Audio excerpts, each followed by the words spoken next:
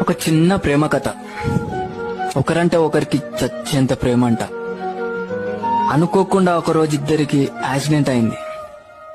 ఎవరూ లేని సమయం. అటువైపు వచ్చిన ఒక పెద్దాయన నేను ఒక్కరిని మాత్రమే కాపాడగలను, నాతో ఎవరొస్తారని అడిగాడంట.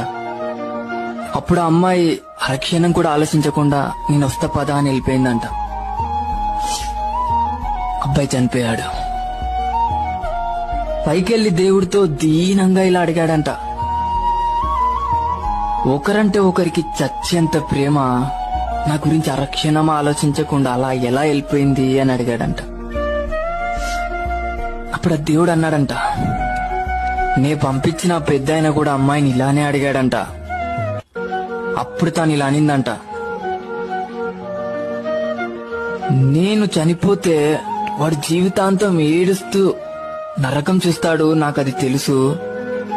వాడు బ్రతికుండగా నరకం చూస్తుంటే నీ స్వర్గంలో ఎలా సంతోషంగా ఉండగలను. అందుకే ఆ నరకంని తీసుకొని స్వర్గాన్ని వానికి ఇవ్వాలనుకున్నా అనిందంట.